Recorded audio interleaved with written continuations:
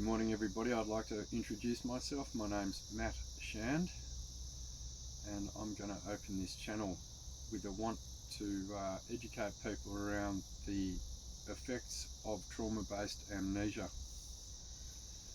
It's a little spoken of subject in this society, and I think it's well overlooked and well undervalued, as the name would state. Very difficult to assess whether one has trauma-based amnesia, because the amnesia is the very thing that takes the consciousness away.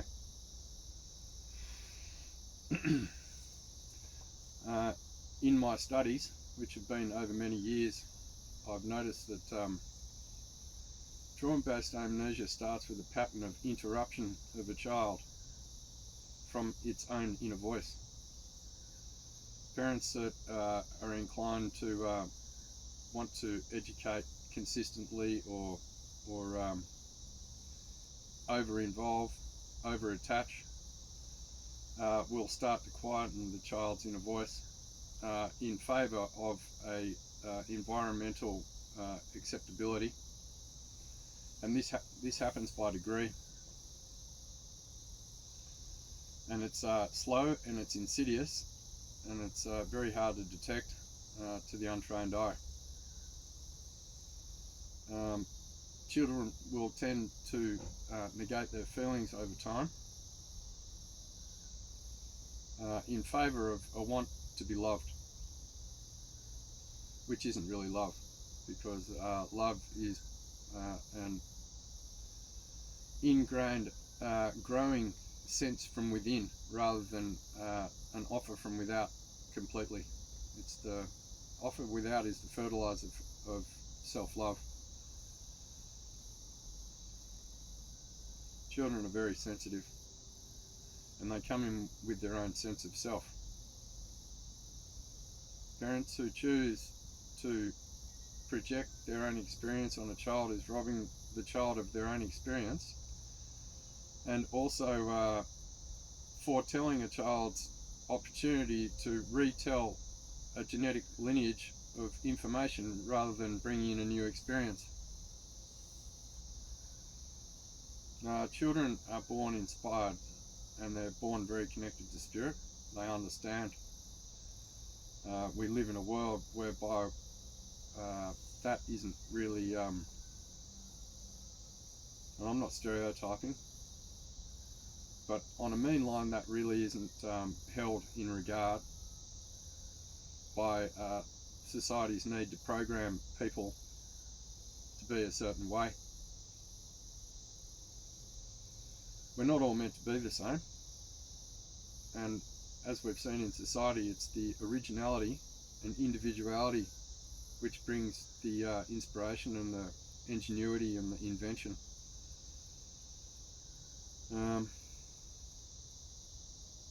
So trauma-based amnesia is basically the child's inborn choice to regard the outer as more important than the inner, and to subjugate one's feelings as secondary to the feelings of the environment, thereby creating dissociation. This can happen in minor forms up to the major forms, where children are abused to the point where they are disembodied. They leave their feeling nature as the feelings are too extreme, dissociate into a amnesic state, and those memories that are accrued during the amnesic state are stored in the subconscious, seemingly irretrievable until a time when the body can release and remember the pain, the confusion, and the terror of not being accepted as oneself.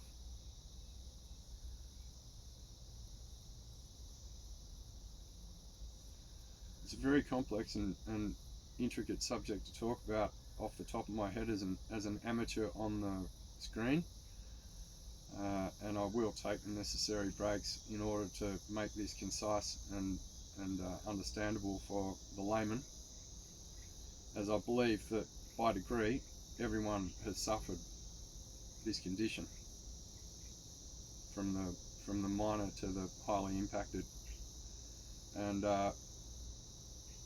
neither will be cognizant to the impact until they're cognizant to what amnesia is. Amnesia is basically a state where feelings are inaccessible,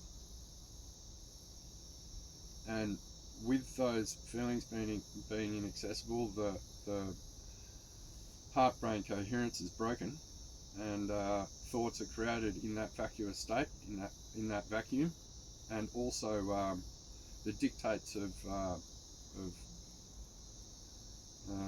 parents and other caregivers would be absorbed as fact, without feeling override, without any discernment. This is how a child starts losing its own identity and becoming a slave to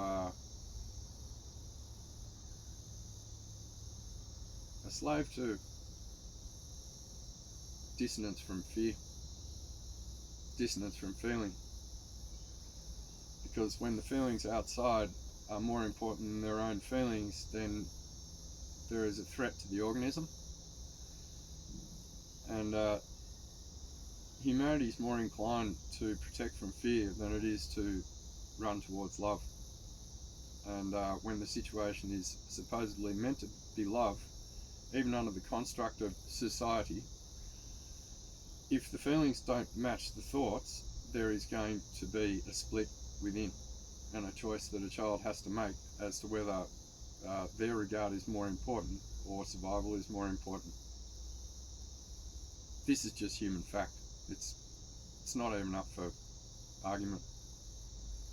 We've seen it throughout history.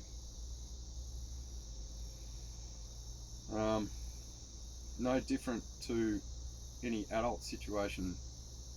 There's a male and female element to everybody, and in a child, when the feminine is impacted, which is the creativity and the opportunity to sit in the darkness, in the silence, and in the peace,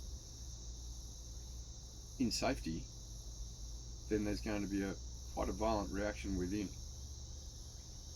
because then that space becomes a threat.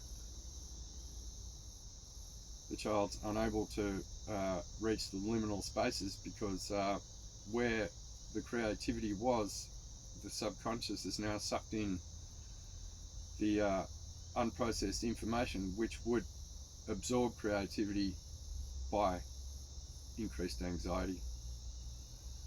So a child is then caught in a double bind, whereby any attempt to create is met by the injunction of an unhealed pain that they can't feel, they don't remember, and then must just have to subsume back into the subconscious with the inspiration, with the joy, with the self-love of the want to grow and expand.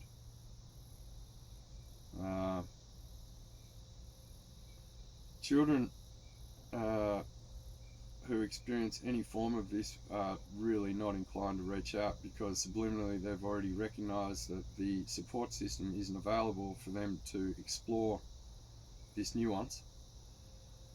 And through adult eyes, the child realizes that this is obviously a pattern that's irredeemable by some degree due to their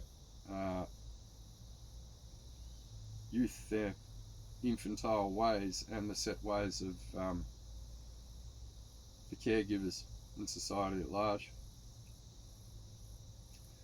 So a child will learn to negate reality, personal reality, for inner peace, which is actually a contradiction, because the inner peace is anxiety.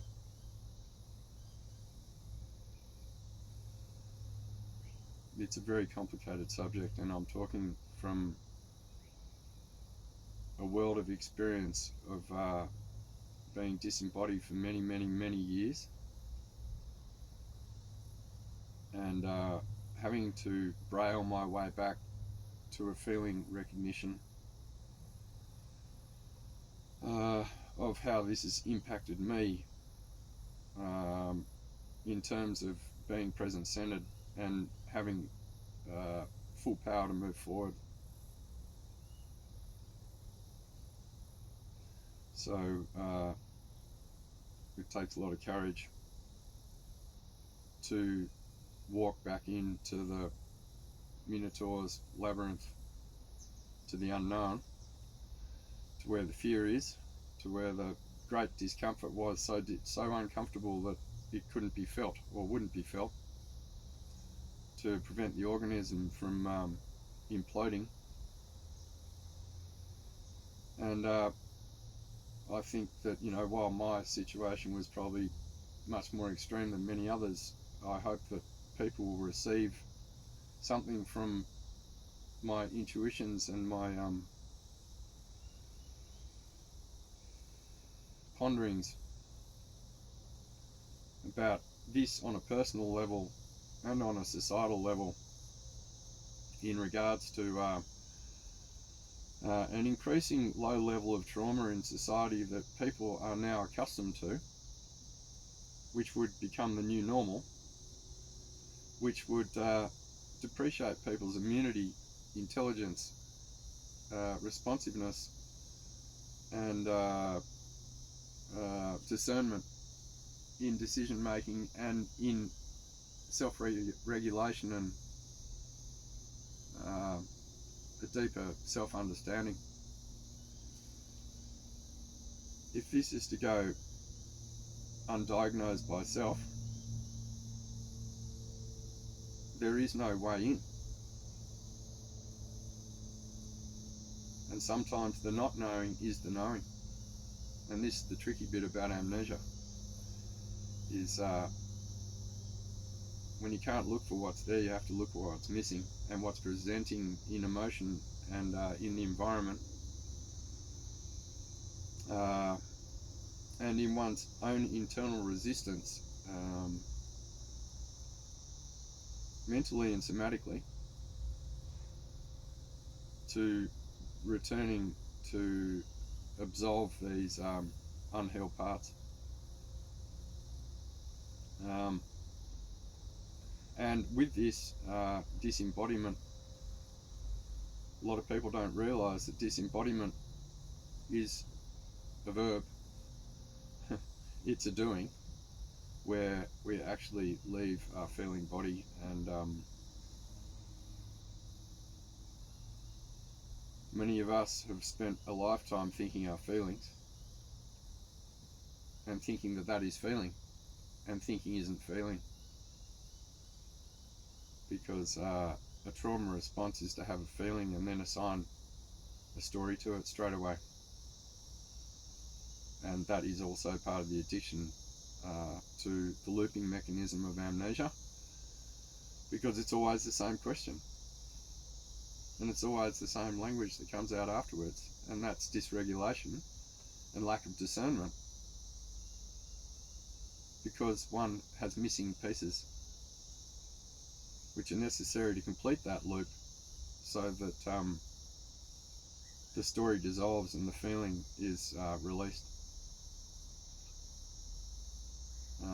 And I want to end today just saying that all of these things prevent the goal of one's own spiritual power and psychological strength, and also emotional control and discernment in a healthy way.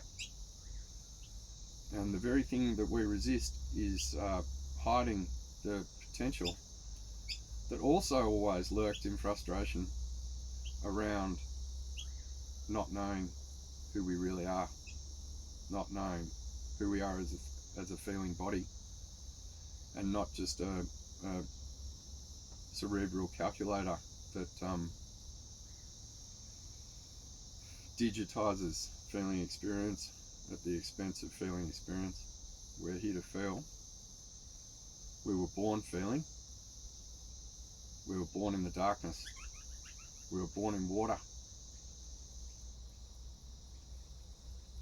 And it was a safe, creative place.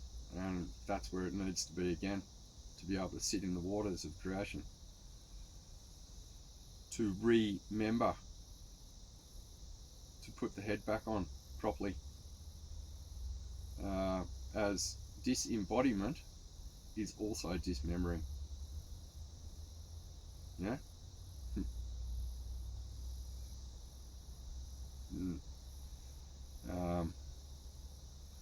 The greatest challenge for every human is to truly understand the feeling of surrender. And how will we ever know the feeling of surrender when we don't even know the intensity of the war that's going on inside? Through social dissociative mechanisms and also personal traumatic occurrences, which become silent shame bodies that everybody keeps secret, but everybody has.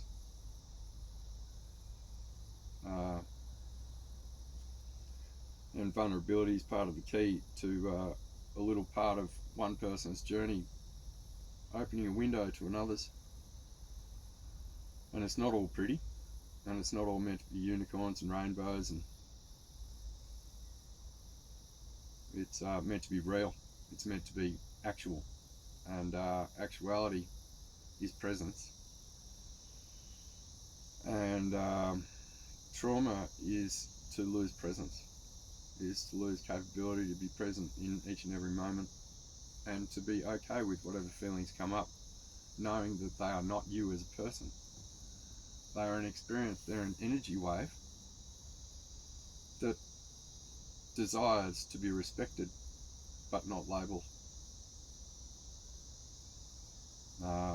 And I do believe that that is the inverse effect of amnesia too, is that the mind has a propensity to want to label, and when there's a gap in one's experience, the mind will want to label even more. But all the body wants to do is to put it together and end the loop so it can feel and eliminate what isn't necessary and calibrate what is. And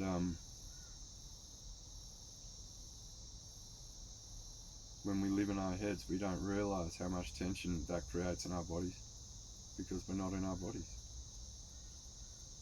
And becoming conscious is recognising the weight that you've carried in your body, which your mind has been an alarm system for, that we can only answer with the mind. And that's not the answer, that's the loop. The answer is to understand that the mind is offering information, material, frequency, to delineate, to disseminate feeling experience that has become caught in verbiage, in words. You can't think of feeling. It doesn't work. Thinking of feeling creates the loop. It indemnifies it, because the thinking is trying to protect you from feeling the feeling. And that's why so many people hide their insecurities, is because, and it's a oxymoron really, because, and I'm guilty too, because the insecurity they're feeling is the very thing that prevents them from connection, and the resistance to the insecurity is the very thing that prevents them from connection, because it's not convenient to be as you are, which seems a little imbalanced in itself.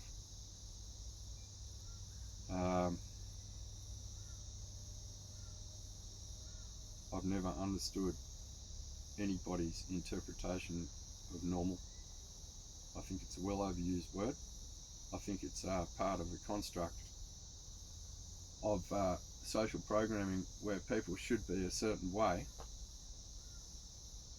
And the shame and guilt applied to stepping out of that is the very inspiration that humanity needs to perform changes within and without, to return to the dynamism of vulnerability and love rather than protection and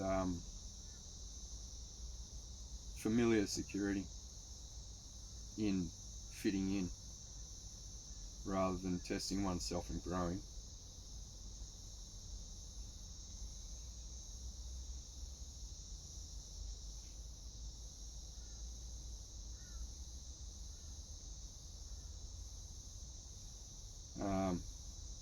To be visceral, to be in the hands and in the body and not just of the five senses, because as we know, 4 of the 5 senses come from your head. Touch is the only one that comes from your body. And yet we're pushed into our head through education and through illegitimate self-reflection and through propaganda and through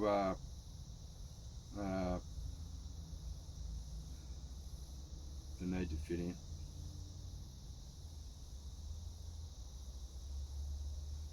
And it destroys the uniqueness and the individuality of each and every person when they need to be something other than they are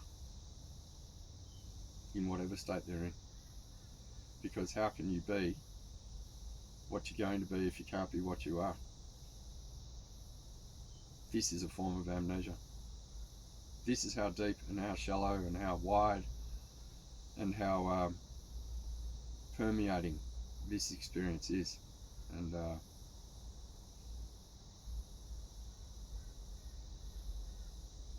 no one can tell us who we are better than us. And part of knowing who we are is to stop lying to and about ourselves, about the discomfort, about the desires, about the sadness, about the loss, about the humanity, about the suppleness. And because when we take one away, we take something away from all of them. And then all we've got left is to watch movies about people, fake people, who pretend all day. And we aspire to the feeling that they're showing us that we want to feel, but have to watch a movie to do it instead. It's pretty amnesic. We create our own experiences, and part of creating experience is having a full understanding of what's happening on the inside. And as old Yeshua said, if you bring forth that which is inside you, it will save you. And if you don't bring forth that which is inside you, it will destroy you. And I'm going to end on that note. Having been living subject of this experience, with a want to help whoever wants to listen, whoever wants to learn how to return to presence and to deal with the backlog of body memory and looping head mechanism, to return to a sovereign and functional being who is spontaneous, who is in flow by one's own self-understanding, by one's own self-appreciation and self-love, through self-acceptance and the courage to do what the parents couldn't do, what the grandparents couldn't do, and what the lineage has been asking for generations, because it gets worse if it doesn't get better. And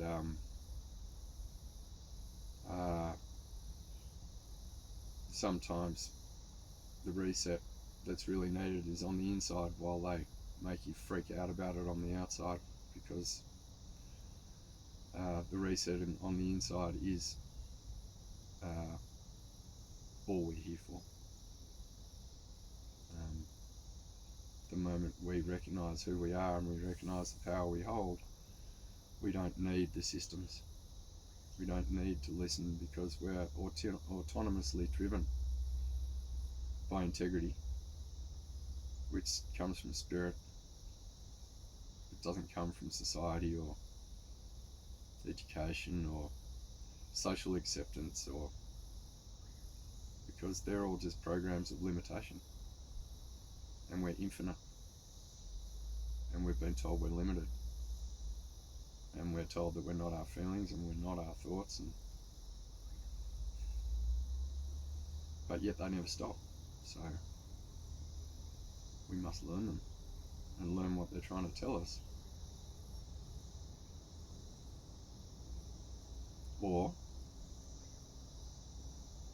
we remain unconscious, in amnesia, in pain, with the fake smile, with the small talk, starving for love, for self-love and for community, as we're all separate by our secrets, while pretending we don't have them. Okay, people, big love. It's a start. Let's go.